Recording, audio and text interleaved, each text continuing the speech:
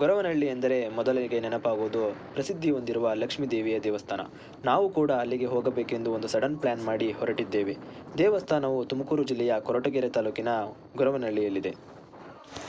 Welcome back to my YouTube channel. ನಾನು ನಿಮ್ಮ ಹಬಿ. ಇವತ್ತಿನ ವ್ಲಾಗು ಅಂದರೆ ಇವಾಗಿನ ವ್ಲಾಗ್ ಎಲ್ಲಿಂದ ಸ್ಟಾರ್ಟ್ ಮಾಡ್ತಿರೋದು ಅಂದರೆ ನೀವೇ ನೋಡಿ, ಗೊರವನಹಳ್ಳಿ ಲಕ್ಷ್ಮೀ ದೇವಸ್ಥಾನ ಮುಂದೆ ನಿಂತ್ಕೊಂಡು ವ್ಲಾಗ್ ಮಾಡ್ತಿದ್ದೀನಿ. ಮಳೆ ಬಂತು, ಕತ್ಲಾಯಿತು, ಫುಲ್ ನೆಂದೋಗ್ಬಿಟ್ಟಿದ್ದೀನಿ. ಆ್ಯಕ್ಚುಲಿ ದಾರಿಗೆ ಬರಬೇಕಾದ್ರೆ ಮಳೆ ಬಂತು, ಮಳೆಯಿಂದ ಫುಲ್ ನೆಂದೋಗ್ಬಿಟ್ಟಿದ್ದೀನಿ ಗೈಸ್. ಇವಾಗ ತಾನೇ ಏನು ಪೂಜೆ ಸಾಮಾನು ತಾಣಿದ್ದೀವಲ್ವಾ, ಪೂಜೆ ಸಾಮಾನು ತಾಣಿದ್ದೀವಿ. ಹೊಳಿಗೆ ಹೋಗ್ಬೇಕು, ಇವಾಗ ಪೂಜೆ ಮಾಡಿಸ್ಬೇಕು, ಮಾಡಿಸಿ ಇಕ್ತೀವಿ.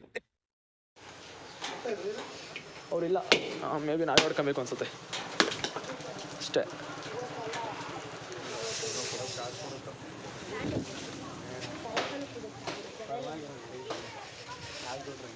ಮೇ ಬಿ ಒಳಗಡೆ ವಿಡಿಯೋ ಎಲ್ಲ ಅಲೋ ಇಲ್ಲ ಅನ್ಸುತ್ತೆ.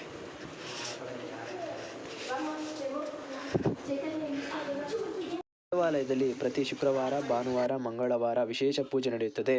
ದೇವಾಲಯದ ವತಿಯಿಂದ ಮಧ್ಯಾಹ್ನ ಊಟದ ವ್ಯವಸ್ಥೆ ಕೂಡ ಇರುತ್ತದೆ.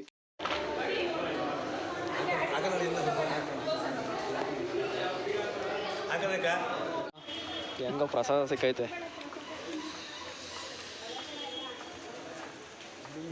ನೈಟ್ ಇರೋದ್ರಿಂದ ಸ್ವಲ್ಪ ಕ್ಲಾರಿಟಿ ಕಮ್ಮಿ ಗೈಸ್. ಬರಬೇಕಾದ್ರೆ ಫುಲ್ ಮಳೆ. ಕಾಲೇ ಟೈಮ್ ಬಂದು 6:45 ಆತ ಬಂತು. ಆಲೆ ಫುಲ್ ಕತ್ಲನೇ ಆಗ್ಬಿಟ್ಟೈತೆ. ಏನಪ್ಪಾ ಅಂದ್ರೆ ಇವಾಗ ಅಷ್ಟೊಂದು ಏನು ಭಯ ಆಗ್ತಿಲ್ಲ ಪಬ್ಲಿಕಲ್ಲಿ ಮಾತಾಡ್ಬೇಕಂದ್ರೆ. ನಾನು ಹೇಳಿದ್ನಲ್ಲ ಪ್ರಾಕ್ಟೀಸ್ ಆಗ್ಬೇಕು ಅಂತ. ಆದ್ರೂ ಕಮ್ಮಿ ಜನ ಇದ್ದಾರೆ. ಆಗ್ಲೇ ನೈಟ್ ಆಗ್ತಾ ಬಂತಲ್ವಾ, ಕಮ್ಮಿ ಜನ ಇದ್ದಾರೆ. ಇವಾಗ ಸ್ವಲ್ಪ ಇಲ್ಲೇ ಒಂದ್ ಸ್ವಲ್ಪ ತಿಂದು ಹೋಗ್ಬೇಕು. ಮನೆಗೆ ಹೋಗೋಷ್ಟಕ್ಕೆ ಟೈಮ್ ಆಗುತ್ತೆ. ಇನ್ನ ಕಾಲೇಜ್ ಬ್ಯಾಗು ಇದೆ. ಡೈರೆಕ್ಟ್ ಕಾಲೇಜಿಂದ ಡೈರೆಕ್ಟ್ ಇಲ್ಲಿಗೆ ಬಂದಿದ್ದೀನಿ. ಮತ್ತೆ ನಾನು ಮತ್ತೆ ನಮ್ ಬ್ರೋ ವಿಡಿಯೋ ತೆಗಿತಿದ್ದಾರೆ. ಹಾಯ್ ಏನಿ ಬ್ರೋ. ಹಾಯ್.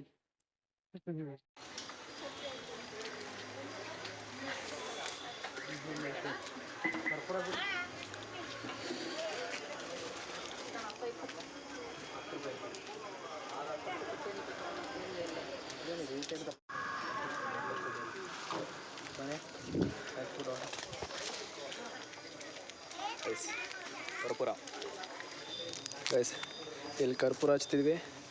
ಹಂಗೆ ಆಪೋಸಿಟ್ ದೇವರಿದೆ.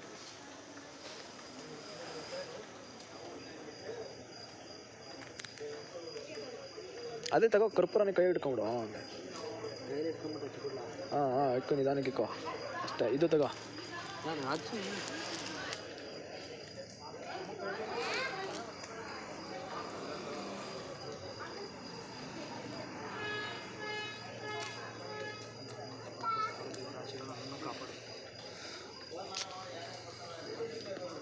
ಗೈಸ್, ಎಲ್ಲರಿಗೂ ಒಳ್ಳೇದು ಮಾಡಲಿ ಅಂತ ನಾನೇ ಕೇಳ್ಕೊತೀನಿ.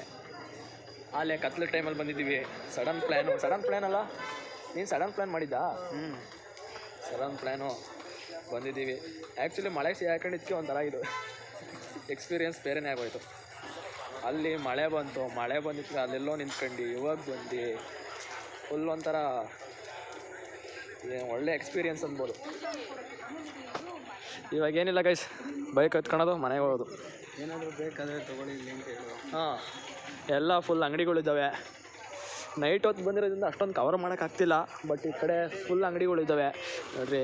ನಿಮಗೆ ಏನಾದರೂ ಬೇಕಾದರೆ ವಿಗ್ರಹ, ಲಕ್ಷ್ಮಿ ಫೋಟೋ ಏನಾದರೂ ಬೇಕಂದರೆ ಇಲ್ಲೆಲ್ಲ ಸಿಗ್ತವೆ.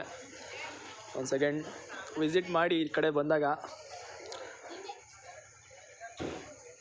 ಇವೆಲ್ಲ ಹಳೆ ಕಾಲದ ಒಂಥರ ಡಿಫ್ರೆಂಟ್ ಅವಲ್ಲ. ಏನಕ್ಕೆ ಇವೆಲ್ಲ ಯೂಸ್ ಮಾಡೋದು ಅಂದರೆ ಏನೋ ಸ್ಟೋರ್ ಮಾಡೋಕ್ಕೆ? ಶೋಗ? ಹಾಂ ನೋಡಿ, ನಿಮ್ಗೇನಾದರೂ ಇಷ್ಟ ಆದರೆ ಈ ಕಡೆ ಏನಾದರೂ ಗೊರವನಹಳ್ಳಿ ಸೈಡ್ ಬಂದರೆ, ಗೊರವನಹಳ್ಳಿಗೆ ಬಂದಾಗ ನಾನು ಆದಷ್ಟು ಕವರ್ ಮಾಡ್ತೀನಿ. ಯಾಕೆಂದರೆ ನೈಟ್ ಆಗೈತೆ, ಏನೂ ಕಾಣಿಸಲ್ಲ ಅಂತ ಗೊತ್ತು. ನಂದು ಮೊದಲೇ ಆ್ಯಂಡ್ರಾಯ್ಡ್ ಫೋನು. ಐಫೋನ್ ರೇಂಜಿಗೆ ಏನು ಕ್ಲಾರಿಟಿ ಬರೋಲ್ಲ ಅಂತ ಗೊತ್ತು. ಒಂದು ಚಿಕ್ಕ ವ್ಲಾಗ್ ಅಂತ ಅಂದ್ಕೊಳ್ರಿ. ಚಿಕ್ಕ ವ್ಲಾಗೇನೆ. ಆ್ಯಕ್ಚುಲಿ ಇದೆಲ್ಲ ಸಡನ್ನಾಗೆ ಮಳೆ ಬಂತು, ಕತ್ಲಾಯಿತು, ಇನ್ನೇನು ಮಾಡೋಕ್ಕಾಗುತ್ತೆ. ಪಾರ್ಕಿಂಗ್ ಎಲ್ಲ ಚೆನ್ನಾಗಿದೆ. ಏನಪ್ಪ ಅಂದರೆ ನಾವಿನ್ನೂ ಸ್ವಲ್ಪ ಬೆಳಕಿದ್ದಾಗ ಬಂದಿದ್ರೆ ಇನ್ನೂ ಚೆನ್ನಾಗಿರೋದು.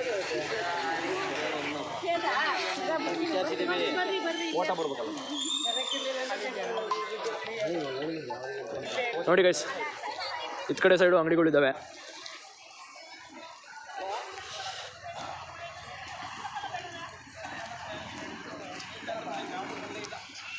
ಗೈಸ್ ಇವಾಗ ಇಲ್ಲಿಂದ ಹೊರಡುವ ಸಮಯ. ಚಪ್ಪಲಿ ಇಲ್ಲ, ಅಲ್ಲಿದ್ದಾವಲ್ವಾ ಆ ಕಡೆ ಇದ್ದಾವೆ.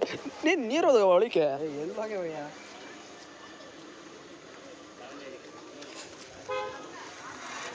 ಇವಾಗ ಇಲ್ಲಿಂದ ಹೊರಡ್ತೀವಿ. ಆಲೆ ಕತ್ತಲಾಗಿದೆ, ಮನೆಗೆ ಹೋಗೋಷ್ಟಕ್ಕೆ ಇನ್ನೂ ಟೈಮ್ ಆಗುತ್ತೆ.